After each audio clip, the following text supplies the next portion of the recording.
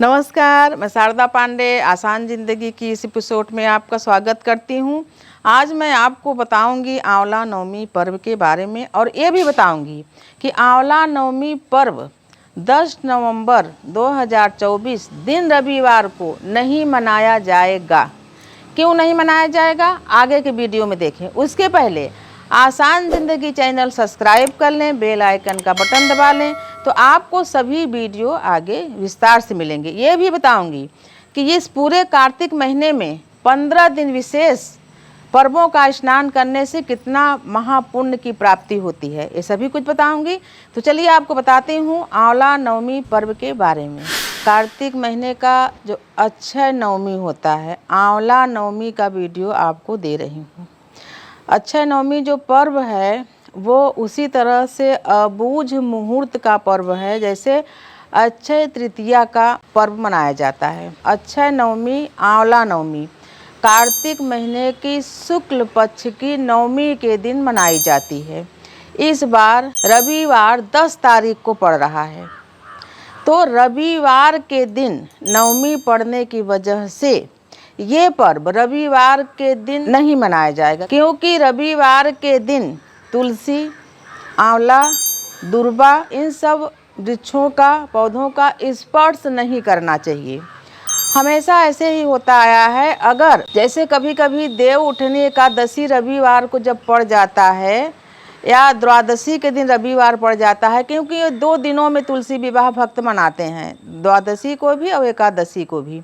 अगर इन दोनों में से किसी दिन रविवार पड़ा तो उस पर्व को एक दिन पहले मना लिया जाता है। इसीलिए ये पर्व 10 नवंबर 2024 दिन रविवार को नहीं मनाया जाएगा। ये पर्व 9 नवंबर दिन शनिवार 2024 को मनाया जाएगा। ये आंवला नवमी का जो पर्व है ये बहुत महान पर्व है।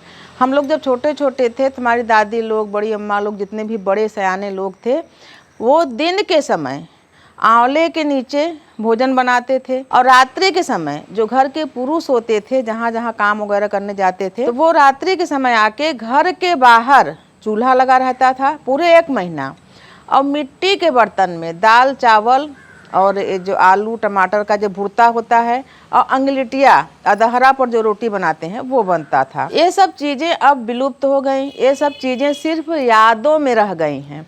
अब तो सिर्फ आंवला नवमी के दिन भी वो भी घर से खाना बना के ले जाके पूजा वगैरह करके आंवला तले बैठ के खा लें, वही बहुत बड़ी बात होती है। आंवला के नीचे ऐसे बहुत बड़े बड़े आयोजन भी होते हैं भोजन वगैरह बनाने के लिए। चूल्हा वूल्हा तो नहीं, लोग गैस ले जाते हैं, पूरे परिवार के साथ पिकनिक मनाने आते हैं। ये भी चीज़ें होती हैं, ये भी शुभ होता है। पूरे कार्तिक महीना में जिसमें कि चातुर्मास भी चल रहा है, और चातुर्मास देव उठनी एकादशी के साथ ही समाप्त हो जाएगा। इस चातुर्मास में जो कार्तिक महीना पड़ रहा है, जो कार्तिक स्नान पड़ रहा है, इसमें 14-15 ऐसे, मतलब जो 30 दिन का महीना होता है उसमें 14-15 ऐसे प्रमुख जो पर्व हैं। इन पर्वों में महास्नान करने से कार्तिक स्नान का जो महत्व है ये बढ़ जाता है। जो भक्त, जो महिलाएं ऐसे स्नान कर रही हैं, कार्तिक स्नान महिलाएं करती हैं तो अशुद्ध हो जाती हैं, उनके यहाँ सूतक पातक पड़ जाता है, तो उस समय कार्तिक स्नान का महत्व नहीं रहता। यानी जैसे कार्तिक स्नान शुद्धता में करके पूजा करना, तुलसी मैया को जल देना या सूर्य भगवान को जल देना, ये 1 हफ्ते के लिए छूट जाता है। तो कोई बात नहीं, जब आप पूर्णतः शुद्ध हो जाएं तब इस पूजा व्रत को करें। पूरे कार्तिक में स्नान करने वाले को जैसे मैं बताती हूँ कि जैसे पूजा शुरू करें उस समय और फिर उद्यापन के समय जो भी भूल चूक होती है, उद्यापन का समय पूरा हो जाता है। उसे पूरे कार्तिक महीने में जब आप स्नान शुरू करें हैं, इसमें बीच में कुछ भूल चूक हो तो जो पूर्णिमा आती है उसमें आप उस चीज़ को पूरा करें। अभी तो मैं आपको अक्षय नवमी के बारे में बता रही हूँ। तो अक्षय नवमी आंवला नवमी के दिन भोजन, अगर सात्विक भोजन बनाएं, सुबह से आप पानी पी सकते हैं, चाय पी सकते हैं, भोजन वगैरह न करें, सात्विक भोजन बनाएं। सात्विक भोजन बना के पानी वगैरह सब पूजा का सामान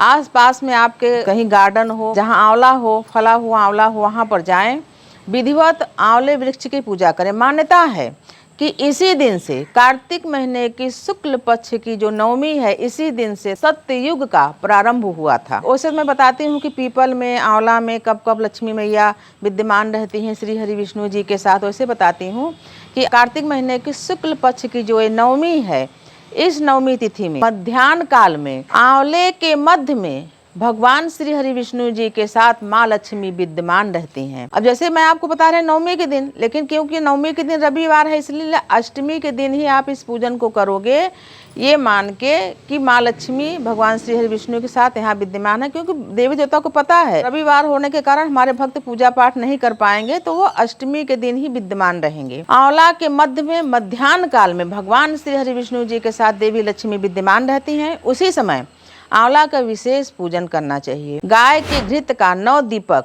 जो कि आंवला से विपरीत, आंवला के वृक्ष के विपरीत यानी साधक की ओर होना चाहिए। रक्षा सूत्र से 9 फेरी लगाएं। पति पत्नी बच्चे जितने भी लोग हैं रक्षा सूत्र को पकड़े रहें और 9 फेरी लगाएं, फिर उसको गठबंधन कर दें। कलश वगैरह भी ले जाए। कलश अगर आपको तकलीफ है कलश ले जाने में तो 1 लोटा कम से कम आंवला के नीचे जल ही रख के फेरी लगाएं, ऐसे ही नहीं। उसके बाद अक्षत, हल्दी, कुमकुम, पुष्प, फूल, इत्र, इसलिए बोलती हूँ सभी पूजा में कि माता लक्ष्मी का पूजन वैभव पूर्ण करो, तब माता लक्ष्मी आपको वैभव पूर्ण जीवन देंगी। गाय का कच्चा दूध, गंगा जल, साधारण जल सभी मिश्रित करके आंवले के मूल में, मूल यानी जड़, आंवले के जड़ में डालें। जो भी आपकी कामना हो, जैसे कुंवारी कन्याएं हैं उनकी विवाह की कामना हो, क्योंकि भगवान श्री हरि विष्णु और माता लक्ष्मी का सृष्टि में, ब्रह्मांड में, तीनों लोकों में सबसे पहले विवाह का आयोजन श्री ब्रह्मा जी माँ लक्ष्मी के साथ विष्णु जी का विवाह किए थे। ब्रह्मा जी की पुत्री माँ लक्ष्मी जी हैं। उसके बाद माता पाताल में जाती हैं, वहाँ पर जो उनके भक्त रहते हैं वहाँ पर रहती हैं। फिर समुद्र मंथन के बाद जब समुद्र मंथन होता है तो समुद्र से प्रकट होती हैं, तो वो समुद्र की पुत्री भी कहलाती हैं। उसके बाद श्री हरि के साथ फिर से वो वैकुंठ चली जाती हैं। तो विवाह का जो चलन है श्री हरि विष्णु भगवान लक्ष्मी के साथ सबसे पहले मनाया गया था। तो इसलिए कुंवारी कन्याएं भी इस पूजन को पूरी तरह से कर सकती हैं। उनके मन में जो कामना है, सुंदर घर, सुंदर वर पाने की, विवाह में अति विलम्ब हो रहा है तो शीघ्र विवाह होने के लिए आप फेरी लगाते जाएं, अपनी कामना भगवान श्री हरि विष्णु जी से और माँ लक्ष्मी जी से कहते जाएं, आपकी कामना जरूर पूरी होगी। जो मैं पूजा की सामग्री बताती हूँ बहुत ही सरल है, हर जगह मिल जाती है। जैसे गाय का कच्चा दूध, गाय के घी से दीपक जलाना, उसके बाद आंवला को क्षति न पहुंचाना, यानी इस दिन आंवला न तोड़ें, उनकी पत्तियां न तोड़ो, उनको किसी तरह से क्षति न पहुंचाएं उनकी, क्योंकि उनका पूजन करके उनसे आपको वरदान लेना है। उसके बाद मान्यता तो यही है कि इस पूजा के बाद आंवला खाया जाता है और एकादशी पूजा के बाद गन्ना का जो ईख का पूजा करके फिर गन्ना को तोड़ा और गुड़ वगैरह जो बनाया जाता है तब होता है। ये सब नियम होते थे, अब नियम को कोई मानता नहीं है, लेकिन मानना चाहिए। वहाँ पर कोई याचक या कोई जीव जैसे गाय, कुत्ता, कौवा, गिलहरी, गौरैया, ऐसे कोई जीव आए तो घर से एक्स्ट्रा थोड़ा ज़्यादा भोजन बना के ले जाएं और इनको भी दें। पता नहीं किस रूप में श्री हरि आपके सामने, माँ लक्ष्मी आपके सामने प्रकट रहें, आपकी परीक्षा लें कि सिर्फ आप दिखावा तो नहीं कर रहे हो, आप जीव जंतुओं पर भी दया करते हो, गरीबों पर भी आस्था रखते हो, दया करते हो, दान करते हो। पूजा के साथ पाठ और पारण के पहले दान का भी महत्व है, यानी जब हम व्रत रहते हैं तो उस भोजन को हम दान कर देते हैं। तो ये सब के लिए भी आप अलग से भोजन ले जाएं। शुद्ध घी की 9 पूड़ियाँ छोटी छोटी बनाएं, उस पर 2-2 बतासे रखें। भगवान श्री हरि विष्णु जी को, माँ लक्ष्मी जी को भोग लगाएं। भोग लगाने के बाद उस प्रसाद को अपने घर वालों के साथ वितरण करके उसको खाना खाएं। खाना आप कुछ भी पक्का खाना ही बना के ले जाएं। पक्का खाना बोलते हैं जैसे पूड़ी है, कचौड़ी है, खाजा है, परवल की सब्जी, कद्दू की सब्जी, सब दाल चावल को अलग कर देते हैं। बड़ा है, सूखा बड़ा, उसमें दही मिला के नहीं, सूखा बड़ा है, ये सब चीज़ें आप ले जा सकती हैं। नवमी के दिन लौकी या लौकी से बनी कोई भी चीज़, सब्जी, रायता, बर्फी, मिठाई नहीं खानी चाहिए। रविवार को तो है नहीं, पर्व को आप शनिवार को 9 नवंबर को मनाएंगे। रविवार होने के कारण आंवला को स्पर्श नहीं करेंगे। तो सुबह 6:40 से 12:05 तक आप इस पूजन को, जो विधि बताई हूँ, इस पूजन को कर सकते हो। तो सुबह ही नहा वहा के खाना वाना सब बना के चाय वगैरह पी सकते हैं, खाना नहीं खाना है। उसके बाद आप आसपास के जहाँ भी जाना चाहें, जंगल इलाका में जहाँ आंवला हो वहाँ पर 9 बजे 10 बजे निकल जाएं और इस अवधि में सुबह 6:40 से 12:05 तक दोपहर तक इस पूजा को संपन्न कर सकते हैं। कार्तिक स्नान है, इस स्नानों में अगर वो भक्त जो सौभाग्य से इस स्नानों को कर लें, यानी जो मैं बताने जा रही हूँ, इसमें बीमार न हो, अशुद्ध न हो, सूतक न हो, पातक न हो, इस दिन भी स्नान करके पूजा व्रत करते हैं तो अति शुभ फल मिलता है। जैसे करवा चौथ, और तमाम जैसे महिलाएं हैं तो वो अशुद्ध हो गई या उनके यहाँ कुछ बीमारी हो गई, कहीं अस्पताल चली गई, कहीं यात्रा चली गई, तो वो विघ्न पड़ता है। करवा चौथ, अहोई अष्टमी, रमा एकादशी, धनतेरस, रूप चौदस, दीपावली, गोवर्धन पूजा, भाई दूज, यमुना स्नान, बहन के घर भाई भोजन करने जाते हैं उस दिन का विशेष, यानी सब इन 14-15 दिनों का बता रही हूँ, इस दिन का विशेष महत्व इस कार्तिक स्नान में है। अगर इन दिनों को भी न छोड़ा जाए। डाला छठ बिहार,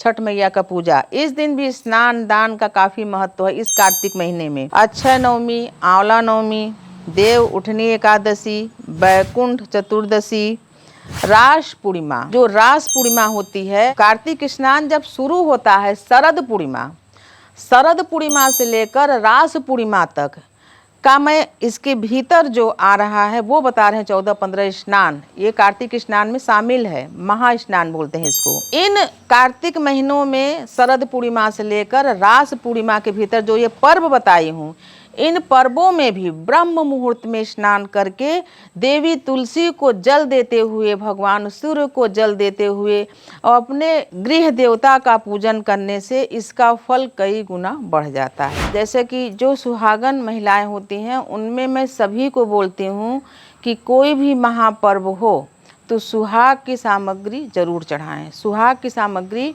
भी इस आंवला नवमी में सुहागन स्त्रियां माँ लक्ष्मी को अर्पण करके अपने अमर सुहाग का, अटल सुहाग का वरदान भी मांग सकती हैं। कोई भी ऐसे 16 श्रृंगार नहीं है तो 5 या 3 सिंदूर, चूड़ी, बिछुआ कुछ भी आप चढ़ा के अपने पास भी रख सकती हैं। मैं आपको ये आंवला नवमी के बारे में पूरा विस्तार से जानकारी दी हूँ, तो आप हमारे चैनल को सबसे पहले तो सब्सक्राइब कर लें। आगे बहुत सारे पर्व हैं, उन पर्वों के भी वीडियो ऐसे ही आपको देती रहूँगी, आपको सावधान करती रहूँगी कि आप कैसे कब पूजा करें कब न करें। और वीडियो हमारा अच्छा लगे तो आप लाइक ज़रूर करें और ऐसे ही हमारे साथ बने रहें, देखते रहें आसान ज़िंदगी। तब तक के लिए नमस्कार।